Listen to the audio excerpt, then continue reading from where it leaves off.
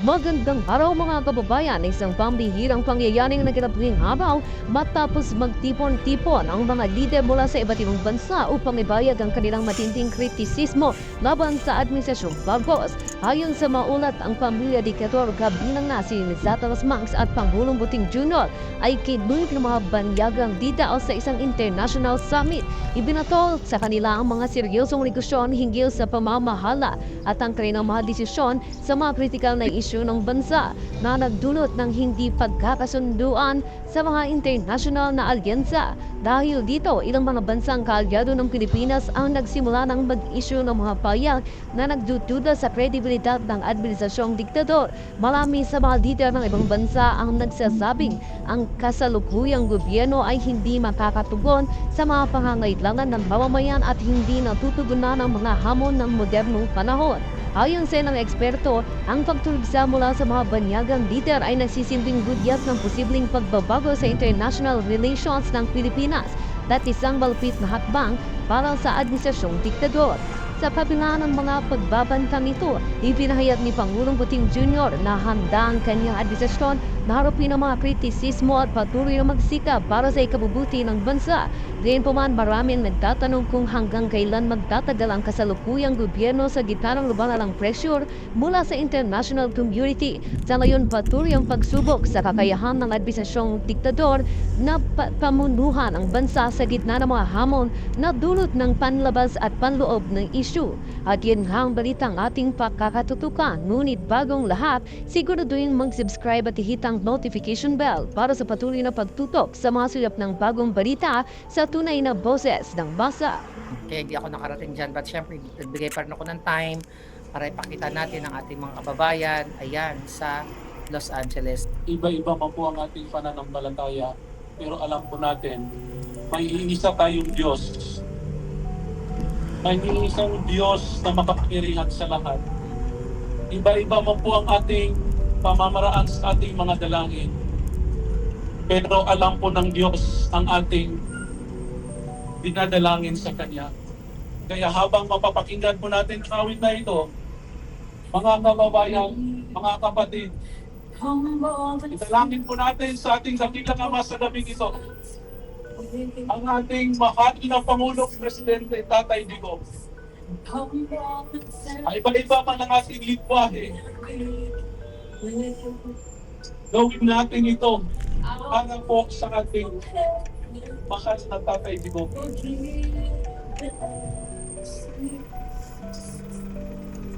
All the hear from heaven and me.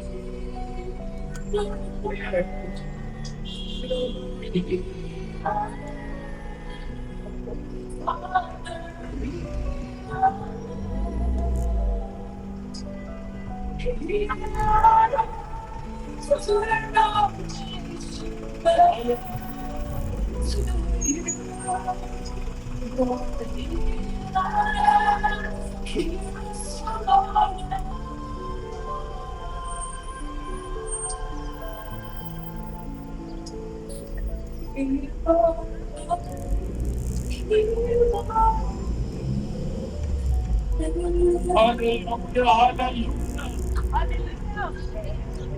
Father, we thank you today for gathering us.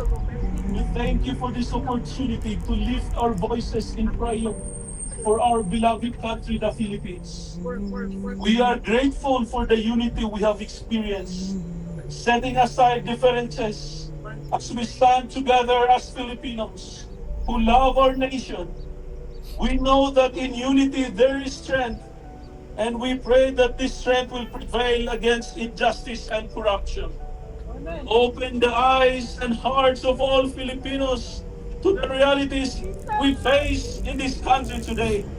Empower us to defend its sovereignty with courage and integrity in these challenging times.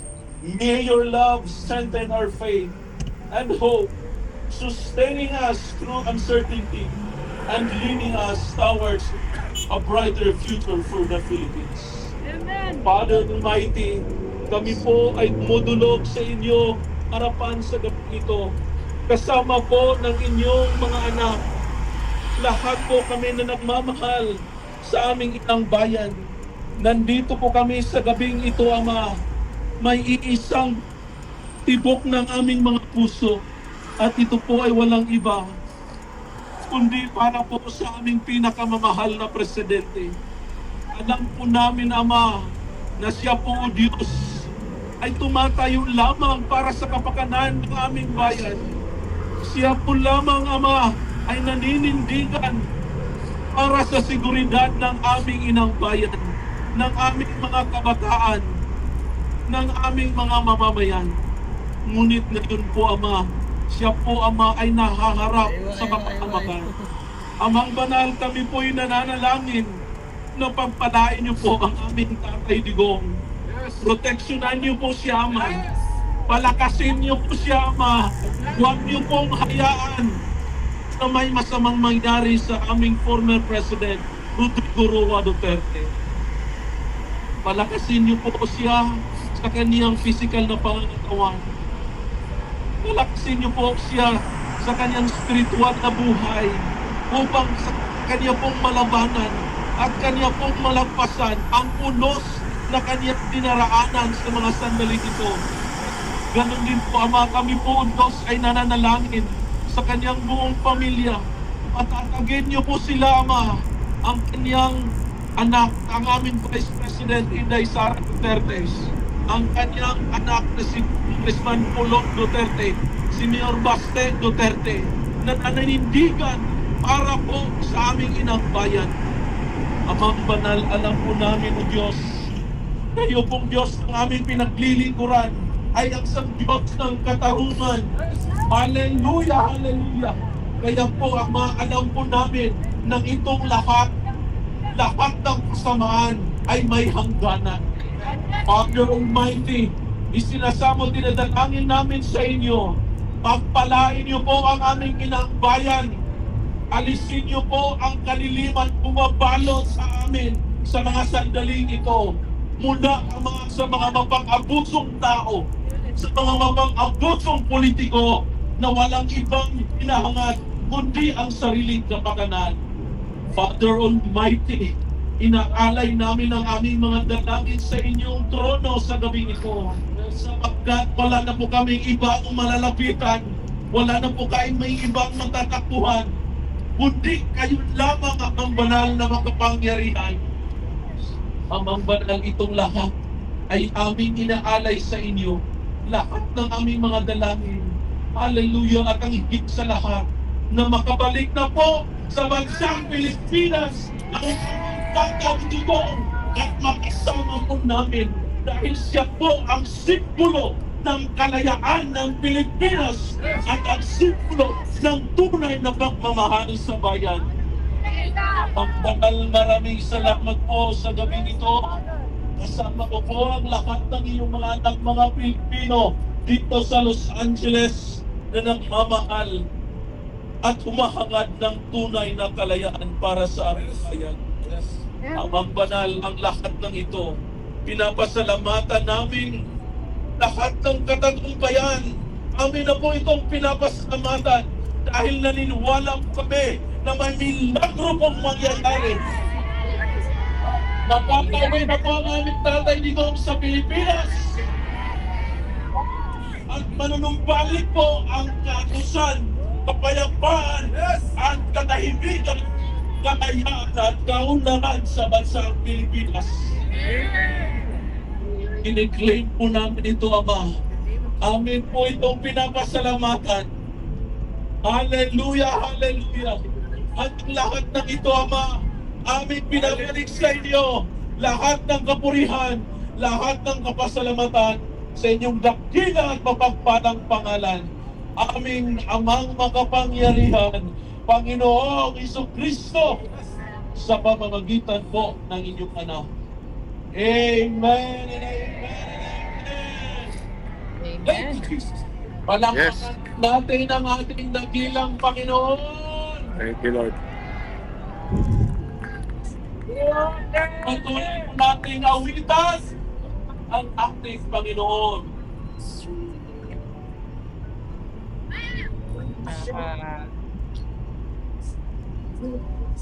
Pasensya na sa singhot at napaka-emotional po dito. Praise the Father, hallelujah! Woo! At least pa lang guys. Palakpakan po natin ang ating Panginoon. Sino pong nananampalataya ng lahat ng ating mga dinadalangin ay nagkakaroon na ng kasagutan. Palakpakan po natin si Tatay Digong! Mabuhay ang Pilipino! Mabuhay ang Pilipinas! Okay. Mabuhay si Tatay Digong! Duterte! Duterte! Duterte! Duterte! Duterte! Duterte! Duterte! Duterte! Duterte! Duterte! Duterte! Duterte! Maraming salamat po at magandang gabi po sa inyong lahat. At iniimbitahan din po namin kayo. Meron po tayong campaign rally sa California. March 13. Actually po, ito po ay campaign rally po ni Pastor Kibutoy. Pero kasama na po ang buong slate ng PDP Laban sa March 30. So kung gusto niyo pong pumunta, meron na po tayong communication, no? Siguro mga kababayan ko, kasi wala tayong parang group na, alam mo yung group na sa Facebook. Kasi nung nag-post ako about this rally, tinanggal ko siya. So maganda siguro may magawa ng Facebook group natin at doon po tayo para isang send lang ng message, matatanggap po natin lahat. So sino po mga gustong gumawa niyan? At maraming salamat po sa kanila. Talaga mag-interview ka Yes! mag-interview ka ng tao. Ibaling sa Talaga. Yes! Yan, nagsimpa muna tayo. After umiyak.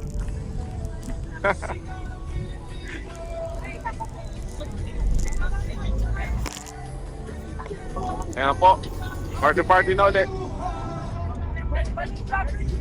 Grabe yung power ng mga tao talaga lumabas. Arson po yan, mga kababayan.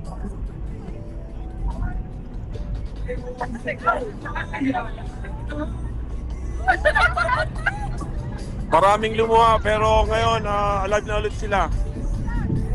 Full of hope. Pinakita ng ating mga kababayan Nakita niyo na ba? sa oras ng kumbaga ng pangangailangan ng tao ng boses Nakalive po kayo kahit nasa malayo mong bansa, nasa labas mo ng bansa, Nakalive kayo. doon talaga yung pagiging Pilipino sana mawakasan na natin yung mga bangag, manindigan kayong lahat at isigaw ninyo na ayaw nyo na sa bangag. Sobra na ang ginagawa ng mga ito. Si Dalisay Alonso nagtatanong, yes, may event po tayo. Marami pa tayong mga event. Kung kayo dito sa page na to, issue pala. Ayan po yung ating page. Ayan. Follow nyo lang yan, page natin sa Facebook. Yan po po mga information na viral. Kasi yung mga kababayan natin, nagsiset sa atin ng kanilang mga event schedule. So dyan ko po pinopost sa na yan, sa Facebook page na yan, sa Boljakan. So actually may isa pa tayong page, pwede mo yung kumingin, pero yeah, kahit sa atin, Sabi na.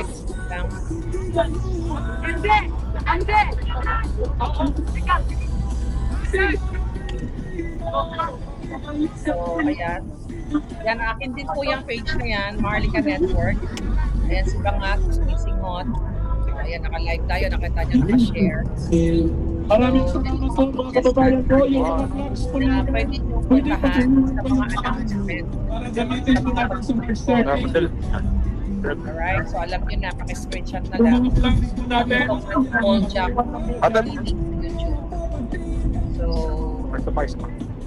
Thank you. so anyway, ayan, nakita niyo yung ating mga kababayan.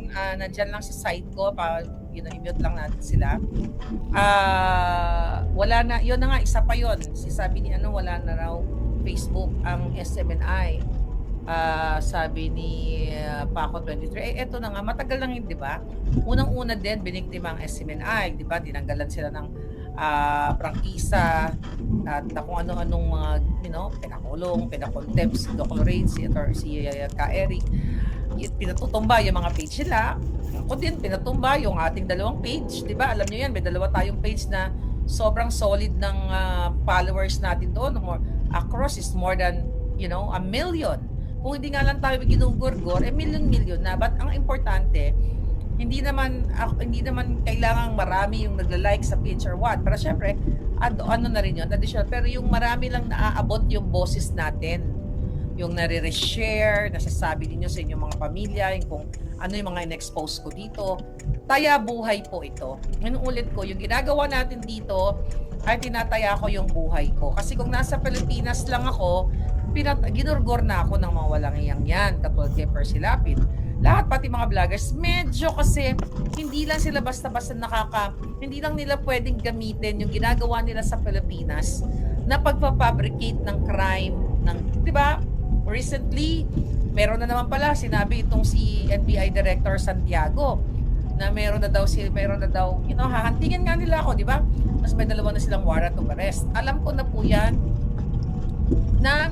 alam nyo na rin yan, na nag-fabricate sila ng crime sa akin, naggawa sila ng fabricated address para maisakatuparan nila yung warrant of arrest na yan. Ganyan talaga sila kagalit sa akin na sukdulan, they spent millions and millions of Filipino taxpayers mag-hire ng assassins, mag-file ng mga cases para tumahimik ako. Para tumigil ako. Kailan ba ako tumahimik dito mga palangga? Maliban na lang kung may mga ginagawa tayo sa buhay. Pero everyday, everyday tayo ay nagsasalita. Ulitin natin, dapat, hindi natin, although nag-iingat tayo dahil gugurgurin tayo, pero dapat hindi tayo nagtatapos doon na kapag kinasuhan ka, sininda ka, ay titigil ka na at matatakot ka na. We have to fight for what is right. We have to fight for our country. We have to fight against the addictus benedictus. Kasi binababoy nila kayo. Yung kinukwento ko nga kanina sa inyo na naputol lang tayo, putol-putol lang, na yung mga binabayaran nila na kinidodorobo pa nila ng mga mamamayang Pilipino na ini-invite nila sa kanilang mga sorty-sorty sa alyansa ng mga bangag, kinukulong nila. Imagine mo, wala kang laya. Ang pagsusuporta sa isang tao, pag pumunta ka sa event, hindi ka pwedeng kulungin. Kasuhan na dapat sila dyan eh. Di ba? Illegal detention. Dinidetain nila. Katulad na ginagawa nila sa ating lahat. Dinidetain nila itong mga kababayan natin. Ayan, napagod na yung ating mga, mga volunteer. So, dinidetain nila yung ating mga kababayan na pinangakuan nila sa kanilang mga alyansa ng mga bangag para merong audience sila, sigaw-sigaw, BBM, bangag-bangag, ganyan. Tapos ayaw nilang palabasin doon sa plaza man yan, kung saan man yan, hanggat hindi daw dumarating ang bangag. Umaga pa lang, pinapila na nila yung tao, tapos nag-antay doon, nagutom na, aantayin pa yung bangag. Imagine niyo, tulog pa yon dahil sa kasisinghot. Tapos yung mga tao, yung mga Pilipino, naapektuhan ngayon yung kanilang buhay, yung kanilang mga anak, although may mga nagagalit na kasi sinasabi na kasi naman kayo, nagpapabayad kayo. Naintindihan ko lahat ng pinanggagalingan ng hugot natin. Pero naintindihan ko rin, itong mga taong ito, itong mga kapwa natin Pilipino, na nagugutom sila. Kasi instead na bigyan sila ng oportunidad, bigyan sila ng trabaho, ng livelihood programs, mga kalinga sa kanila, like sa bigyan sila ng health insurance. So lahat, meron tayo niyan. Kaso lang ninanakaw nila, di ba? Yung sa PhilHealth, ninanakaw ng mga inayupak na to, tapos bibigyan lang kayo ng konting mga tira-tira. Yung mumho ba? Yung mumho, yung mga tira-tirang kinainan, di ba? Yun na lang ibibigay sa inyo. Tapos palalabasin na kunwari concern sila. That's why, mga kababayan, I'm here fighting against these bangags. Lagi kong sinasabi, until the last drop of my blood, hindi ko titigilan ang mga inayupak na to sa kaka-expose ng mga kagagawa nilang kawalangian sa bayan. Kaya lahat ngayon, na mga nagtatrabaho sa gobyerno, mapapulis man kayo, mapang-sundalo man kayo, ibigay nyo yung mga ebidensya sa akin. Hindi ko nyo kailangan magpakilala. Kasi lahat naman ng puting asko, hindi ko kakilala yung mga yan. I don't know kung sino sila. Basta ito, pag nakita ko legitimate yung kanilang mga binabigay na mga information, mga video, katulad yung video ni Bangag, that is, na sumisinghot, authenticated dito sa California. So, hindi ko kayo papahamak. So, magbigay kayo ng impormasyon dahil alam ko, kasi kung nasa Pilipinas ako, gurgur na ako. Hindi lang sila basta-basta nakaka-penetrate ng gagawin nilang dukutin agad-agad ako. Diba? Although may plano sila, kumbaga nahihirapan sila dahil hindi nila hawak yung gobyerno ng Amerika. Ang Pilipinas kasi hawak nila, mapa-DOJ, lahat yan hawak ni Bangag. Diba? Yung kidnapping ngayon kay Pangulong Duterte, diba? At illegal extraction, tsaka na isang-katuparan nila sa isang presidente. Dito, kaya hindi nila ako basta-basta mapadukot, although may mga assassins na sila dito, nag-iingat din ako, mga kababayan, dahil hindi nila kayang saklawan ang gobyerno ng Pilipinas. Kaya nga sila galit na galit eh. Ang last resort nila ay mga assassins or manggugurgur ng tao at papalabasin nila na kunwari namatay lang ako sa aksidente para hindi pagbintangan ang mga bangag na gobyernong ito. Sinabi ko na nga sa inyo, na-report ko na yung mga yan. Okay? Na-report ko na yan sa FBI. Kaya anytime kung at hindi naman hayaan ng Diyos na magurgur nila ako, hindi masasayang ang buhay ko. 'Di ba?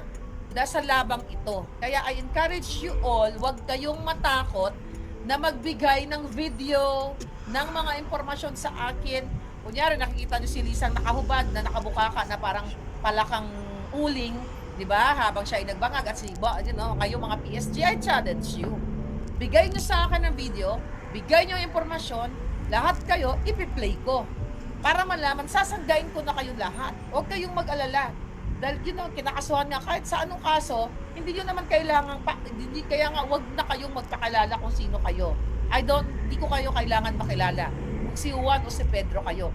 Magbe-base tayo sa mga dokumentong ibibigay ninyo, kung yan ba ay legit, kung yan ba yung video ay legit. Katulad ng pagbigay sa atin ng impormasyon na si Marcos Jr. ay sumisinghot. At yan, kahit anong ginawa ng gobyerno, pinasinungalingan yan. Na sinabing AI daw. Kaya nga I challenge them. You file a case against me dito about that particular issue sa video na yan.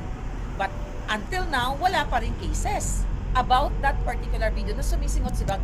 Kasi authenticated, dyan sila takot. Kasi pag binigay niyo ako ng mga video na maya AI yan, ipapa-authenticate natin bago natin ibukelya sa inyo. Baka mamaya, si Lisa Tanas na pala, ubigyan mo si Marlica ng AI video na kunyari, nakabukaka ako na nagkiang-kiang ako, mga ganyan, may nakapasok na sa kipay ko. Yung mga ganon ba? Diba? Pwede nilang gawin kasi, by the way, mga kababayan, please, mag-ingat kayo na mag-post ng mga statement daw ng ICC, mga taga-ICC na proud na nagsusupport kay Pangulong Duterte. Wag tanim po ni Lisa Tanas yan. Ang style nila, matagal ko na yung sinasabi. Gagawa sila ng peking balita na kunyari, pabor sa atin, mga sumusuporta kay Pangulong Duterte, o pabor sa atin mga antebangag. Isisend nila yan sa atin sa mga pages natin. Excuse me. Matagal na yan. 2015 pa po ako sa vlogging world na ito. Diba? 10 taon na ako nagdadadakdak dito. So, alam ko na yung ginagawa ng mga tiwaling, before mga dilawan ang nagbibid sa atin. Hanggang ngayon. Ngayon, ang bangag, may trolls sila. Nakita nyo naman sa page ni Lisa Tanas at ni Marcos Jr. Tapos pinapagtawas ngayon, sabi ng hinayo ng bangag na, ng honghang na NBI director, may trolls daw ako sa Pilipinas at pinapalabas ng yung mga pinagsasabi ko sa Pilipinas. Di ba bobo lang? Kahit sa Mars ako, papanoorin ako ng taga-Africa, di ba? Panoorin ako ng kung saan man. So, ang talaga nila, the target nila, hi Leonie, Panguba, thank you. Thank you very much, new member, palakpakan natin si Palaga. Thank you for supporting me. Thank you sa pag-support sa atin. Tranquility Tunes, ay Mamarlaga, please shout out sa Tranquility Tunes, Heaven Channel Music for Lofi Relaxation. Ayan, para si Palangga. Baka marirelax kayo dyan. Thank you, Palangga. So, style na yan ni Lisa Tanas, ni Bangag, na magtanim ng peking balita, tapos kayo, syempre, alam ko naintindihan nyo, excited kayo, you share agad. Huwag nyo basta-basta i-share.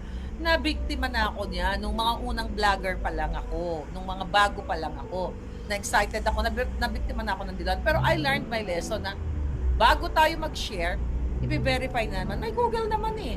I-check nyo sa mga, let's say, kung may nagsalita yan, sa mga news outlet na legit yan, like mga foreign, no?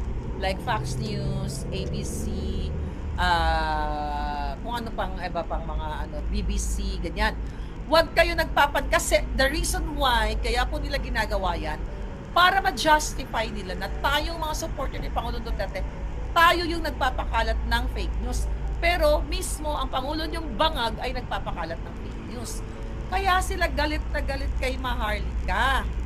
Hindi nila ako basta-basta mapapadungkot. Dahil lumalaban ako sa kanila. Sabi ko nga, kung mano-mano lang, hindi ko sila urungan. Pero traidor yung mga yan. Kaya gumagamit sila ng mga legal harassment. Diba? Katulad again ng mga vloggers, legal harassment yan na dinadaan nila sa legal. Kasi gusto nila ma-financially drain kami, ang mga vloggers, at yung aming mga panahon ay matutok dito sa mga kaso na yan para wala na kaming time magsalita. That's how the evil bangags work, mga palangga. So yan ang katotohanan. So mag-ingat kayo dahil hindi tayo pa sisiil, hindi tayo papayag sa ginagawa ng mga hinayupak na to. Sa mga taga-Europa, bahain po natin ang Netherlands. Punuin natin, gawin natin ng dagat ng mga Pilipino ang Netherlands.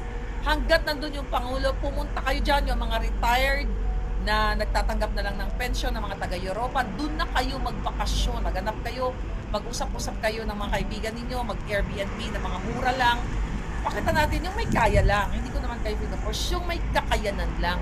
Ipakita ninyo kasi magsisignify ito na mahal ng Pilipino ang Pangulong Duterte. Doon natin maipapamalas, doon natin masusuklian ang ginawa ni Pangulong Duterte, lalo na tayo mga OFW o mga Pilipino sa abroad, na na-experience natin na nung umuwi tayo ng Pilipinas, ay wala na nangingikil, wala na nagsunod-sunod sa imo, baka may $5 ka, $2, tapos nawawala yung bagahe mo, o natatamnan ka ng bala, o natatamnan tanim bala, or bukas balikbayan box, di ba?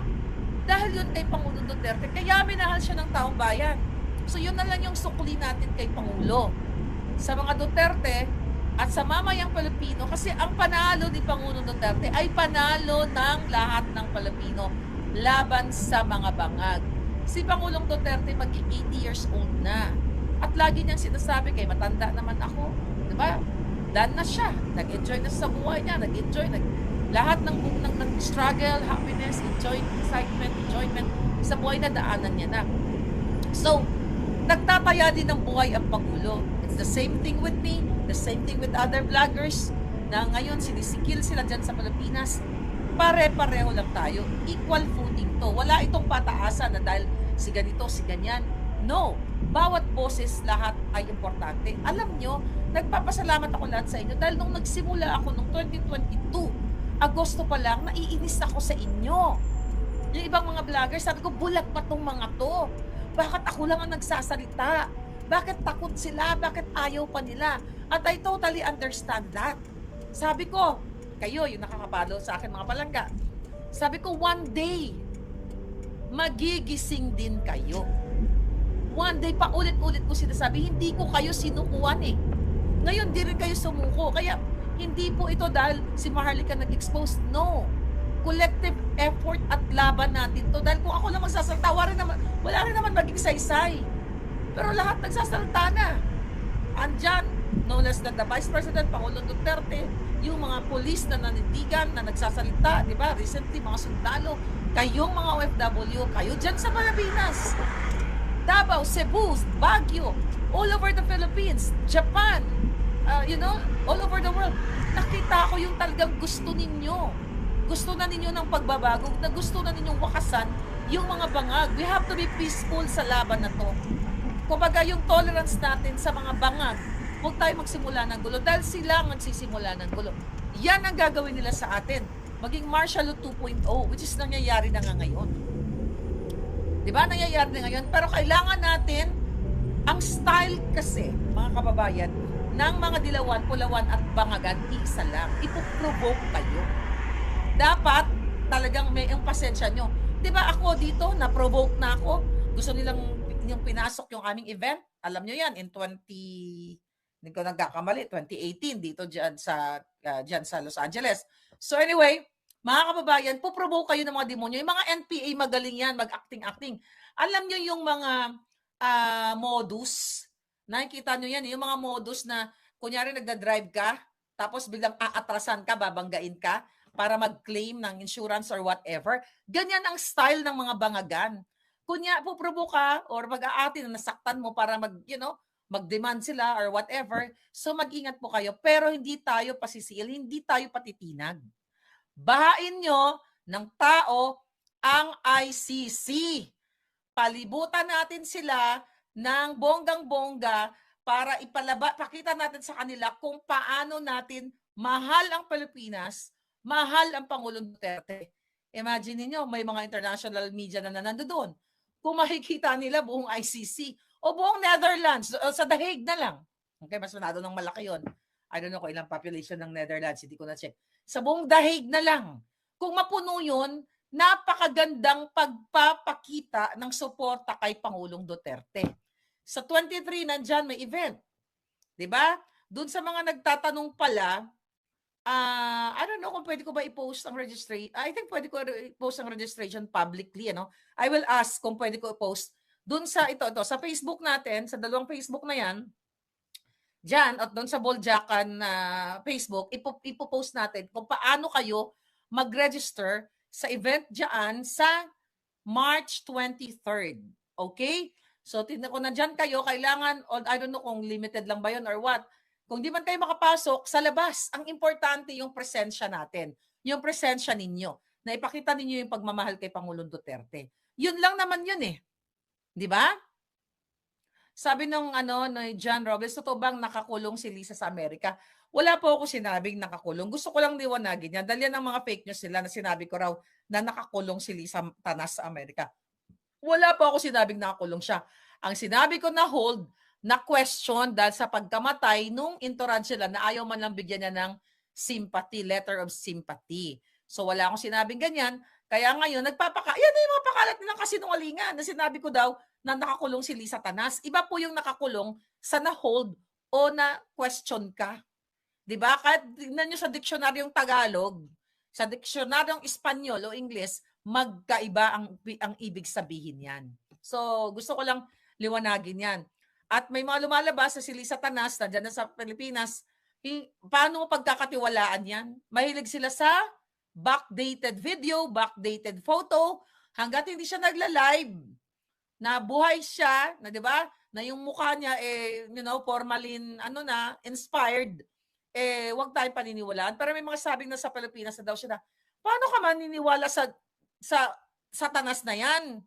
Doon pa lang nung sabi yung nagka-allergy yung mata niya, tapos nadulas pa siya o natumba pa siya doon sa bato-batuhan na kung saan man bato-batuhan, yun ay kasinungalingan. Tinusok siya ng formalin version ni Dr. A. Kaya 'di ba mga kababayan, yan ang totoo. Sinungaling ang buwaka ng inang yan. Yang inayupak na yan, dapat magbayad yan lahat sila. Pagbabayarin natin sila lahat sa mga kasalanan nila. Pattern doon, sabi ni Simju, pattern doon sa tatay, sabi ko nga, parang deja vu. Okay? No, mga palangga, parang nangyari na ito. Hindi lang siya deja vu eh. It's real. It's not parang, di ba, may mga bagay ka na parang may mga napuntahan ka na parang nangyari na to. You're not sure, di ba? Pero ito, you're sure. Na, yung martial law, martial law ginawa nila. Okay. May nag-message sa akin, sabi daw ni Senator Bato, Pilipinas, where do we go from here? Meta, formerly known as Facebook, has simultaneously suspended SMNI and its affiliate pages DZAR 1026 and SMNI Integrated News. Kindly follow their other Meta account, Pulso ng Bayan and News Blast. Well, now I'm supporting you, Senator Bato, because the only thing we can do is to support Pangulong Duterte's senatorial balls. Pero hindi kasi nakinig sa akin, Senator Bato eh. Ayaw kitang sisihin, ayaw ko yung sisihin. Hindi kayo nakinig sa akin. 'Di ba? PIDEA leaks na ipatawag mo si Bangag at si Lisa Tanas dahil sila ay sangkot sa droga. Ipatawag nyo si Kumar. Hindi kayo nakinig. Kaya minsan, ay tao lang ako. Okay? Alam mo nyo, nung nakikita ko itong nangyayari sa inyo, mayroon kang kapangyarihan noon na ipatawag itong mga adik na ito. Wala. Uli na ang lahat. Diba? Sabi nga nila, uli man ang lahat, but still we're fighting. Yun lang. Ulit-ulit ko sinasabi, may kapangyarihan ka bilang senador. Kung ipinatawag mo ito last year, itong mga buwaka na itong si Lisa Tanas na wala naman yung immunity, nagbingo na sana natin yung mga hinayupak na yan. Napanagot na sana yan o nakita ng taong bayan. Kaya dun sa mga senator na ito, no, I'm not talking to you, kay Senator Bato, yung iba pa mga senador na dyan, pagkatapos kayo gamitin ng Marcos Jr. at ni Lisa Tanas, yung mga hinayupak na yan, para din kayong basahan na, itatapo na lang. Mas maganda kung meron kayong paninindigan, no matter what, election, re-electionist kayo or what, manindigan kayo sa tama. Katulad ko, hindi ko sinabing magaling ako. Ang sinasabi ko, sinasalo ko lahat ng bala. Yung kaso ko, I'm fighting alone. Yes, alone. Hindi ako nanghihingi ng abogado sa mga Duterte o kahit kaninong politiko. I'm fighting it alone. Kasi ang fight ko, ako naman hindi ako inutusan ni Duterte o ni sino man na murahin ko at ipalabas ko ang kabangagan ni Marcos Jr. Dinesisyonan ko yon, di ba, on my own, na kailangan malaman ng taong bayan ang ginagawa ng mga jutang ginines na ito. Okay, thank you. So, nilaban ko mag-isa, hindi ko kayo pinarwisyo. Hanggat kinakaya ko. Dahil yun ako yun ang panindigan ko Pero siguro kung talagang kailangan ko kayo, why not? You're always there to help me. Pero ang punto ko lang dito, nilabanan ko tong mga bangag na ito in terms of legal. 4 na kaso in Amerika. Ang gusto kong sabihin, kung talagang mahal mo ang bayan mo at kung ikaw ay sumusuporta sa politiko, huwag mong iisipin sa politikong pinanawalaan mo katulad ng Pangulo Duterte o kung sino ang politiko, huwag kang mag-expect na kapag na-trouble ka, ay tutulungan ka nila. Okay naman, the problem with me, hindi kasi ako lumalapit. Hindi ako lumapit sa Pangulo Duterte. Siguro, kung lumapit ako, baka hindi rin naman ako hindian. Pero hindi ako lumalapit kasi ako yun This is me. This is my personality. Lalabanan ko sila hanggat kaya ko. Pag hindi ko na kaya, diningi ako ng rescue sa inyo. Di ba? So yun, once na nakipaglaban kayo sa bayan ninyo, huwag niyong iisipin na, ay makipaglaban ako ngayon kasi pag naupo na si ganito, meron akong mangyayari sa akin. No, it's the same thing nung sinusuportahan ko yung mga inayupak na mga bangag na ito.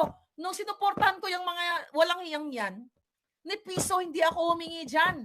Kaya nga wala silang maisumbat sa akin Even nung pumunta ako ng Pilipinas 2 beses to support them at my own expense. Kasi yun ako yun ang laban ko. Hindi ko inaasa. 'Di ba? So, pero tayo ngayon, pero tayo naman, yung mga kababayan natin na nag-ano ng mga event, ako nanghingi din ako ng support sa inyo, yun tutulungan natin. 'Di ba? Kailangan nating tulungan. Kasi ito tuloy-tuloy to Later on, manghingi ako ng tulong sa inyo pag kailangan, kung kailangan, 'di ba? So yun mga paba, as much as possible,